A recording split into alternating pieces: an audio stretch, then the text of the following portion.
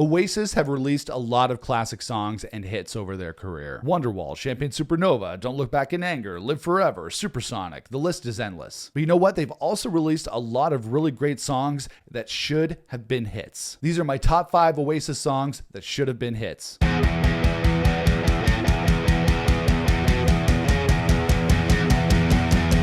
Hey everybody, it's Nick here with you. Welcome back to the channel. So obviously Oasis is a band that has released a lot of classic songs, hit songs over their career, songs that have become #1 hits, other songs that have placed in various places throughout the charts. They have no shortage of classics and hit songs. But they also have a lot of really great album tracks and B-sides, we all know this, that were so great that they should have been hits. So which 5 songs do I think should have been huge Oasis hit singles?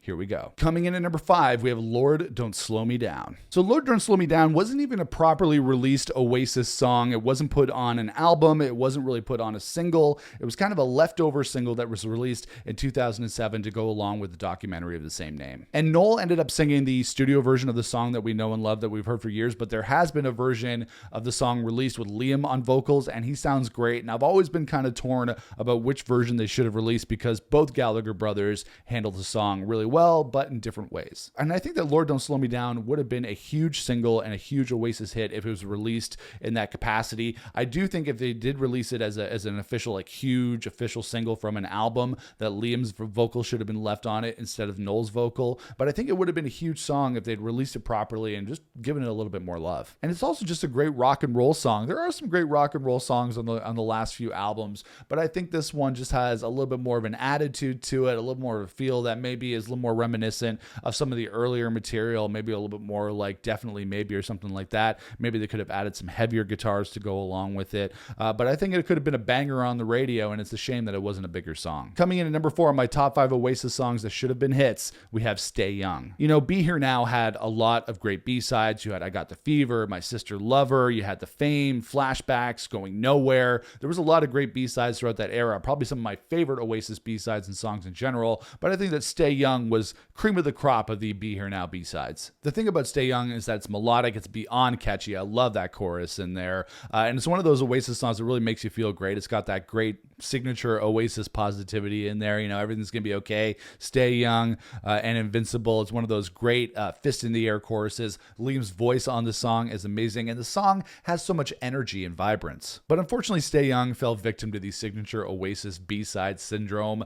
It could have been a huge hit, like so many songs that they released on B-sides and album tracks. It could have been a huge hit. It could have been playing on a million radios, and it is well known to Oasis fans and probably some other people outside of those hardcore Oasis fans, but it could have been playing on a million radios across the world. Instead, it's just one of our favorite songs that we hold in our Oasis loving hearts. I love Do You Know What I Mean? I love a lot of the songs that were released on Be Here Now. Do You Know What I Mean? One of my favorite Oasis songs. It was a darker kind of single that they released. If they released Stay Young as the first single from Be Here Now and included it on the album, I think maybe Be Here Now could have been a little bit more successful and maybe a little bit more critically acclaimed. But it doesn't really fit the vibe of Be Here Now. That album has its own vibe going on. Stay Young is a little bit too poppy, but I know the band was considering putting it on the album because it could have been the She's Electric or Dixie's Dinner of Be Here Now. It did get its release on the Master Plan album in 1998, the collection of B-sides, but I really think that Stay Young could have been a huge Oasis hit and could have been a huge hit on the radio. Coming in on my top 5 Oasis songs that should have been hits,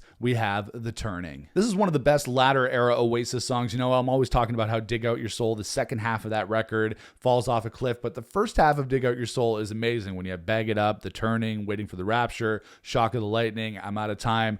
They're great. Some of the best latter era Oasis songs, and The Turning is a great track on that album. And I think a lot of those songs that were released on later albums could have been bigger hits than they were, could have been released as singles, but to me, this song has all the right elements. You got those really cool loopy drums, a killer vocal from Liam on here. He sounds great. You got that fist in the air, Shake a Rag Doll Baby, all the makings of an Oasis hit. It's got all the right elements. And it could have made a great third single from Dig Out Your Soul. I think Falling Down is a good track, but it's definitely not a strong single. There were some stronger contenders on Dig Out Your Soul for a third single. I think The Turning could have been that third single. Not that it really matters because the band broke broke up anyway. I love the guitar solo in this song as well. Man, this song could have sounded great on the radio. Coming in at number 2 on my top 5 Oasis songs that should have been hits, we have The Master Plan. You know, I feel like I put The Master Plan on pretty much every list that I do here on the channel. I included it on my top B-sides list, of course. I think it was number 1 on that. I included it on my top 10 best Oasis songs. It was number 1 on that list, and rightfully so, because it's the damn Master Plan. It is one of the best Oasis songs, if not the best Oasis song, and it should have been a hit, goddammit. Like Aquas, which is also on this list, kind of spoiler alert, it's a song that could have changed the world. It's a song that could have ended wars. It's a song that could have created world peace, and instead it came out as a B-side. Like I said, it's the typical Oasis B-side syndrome.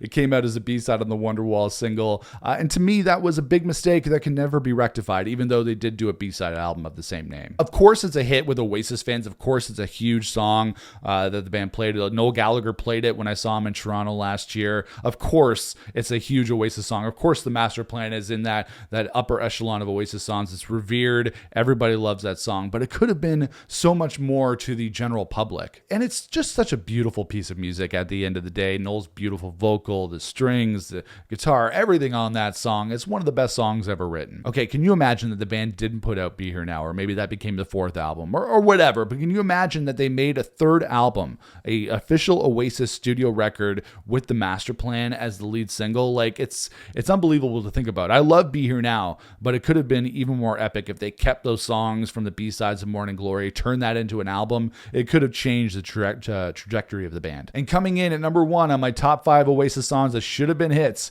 we have Aquas. I know Master Plan should be at number 1 because I think Aquas and Master Plan were in at number 1 and number 2 on my top 10 best Oasis songs, but it's a little bit of a different thing going on here. And I know Aquas was released as a single from the Master Plan when they put out the B-side album in 1998. I remember when they put that out. I remember hearing it on the radio, I think a couple of times. It was a promo single, but it was never released as a proper, this is a headline Oasis single, a headline Oasis song. It was always a B-side. And of course, like the Master Plan and a lot of the other songs on this list, it's a hit with Oasis fans. All Oasis fans know Aquas. As far as the B-sides go, I would say that's one of the bigger B-side hits that they released over the years. But again, like the Master Plan, it could have been so much bigger. It features one of the catchiest Oasis choruses of all time, and then you can't really beat that duet between Liam and Noel. There's not, I think, any Oasis singles that they really will. Let There Be Love has a dual vocal from Liam and Noel, but there's not a lot of Oasis songs that feature both of them singing individually, a lot of them harmonizing together, but then to have Liam sing the verse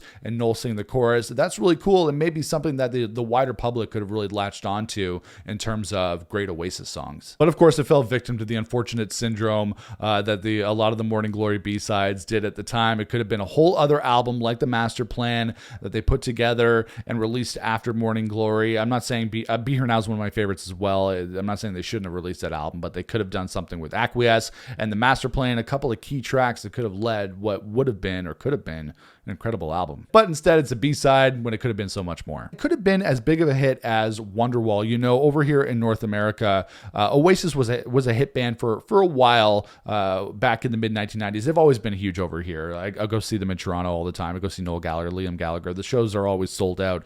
But they could have been bigger over here. Over here in North America in general, people are going to say, oh, what songs do you know by Oasis? Oh, I know Wonderwall, Don't Look Back in Anger, Champagne Supernova. Maybe a couple people outside of that would know Live Forever or Supersonic or songs like that. But they're definitely not as these songs aren't as big hits over here as they were in the UK. But I think that Aquas could have been that song that took them to the next level in North America. And I think it's a more rocking song. They get credit for having Wonderwall over here, but that's not really a rock and roll song. And Oasis was a rock and roll band at their heart. They really knew how to kick a lot of ass, and I think the Aquas could have helped them do that over in North America. It's a crime that it never became a huge hit, but Aquas is in at number 1 on my top 5 Oasis songs that should have been hits. And that is it, guys. That is my top 5 list of Oasis songs that should have been hits. Let me know in the comments below which songs you think they should have released that could have been huge hits. There's no shortage of songs to pick from. I think there's way more songs than on this list that could have been huge songs for Oasis if they had released them as singles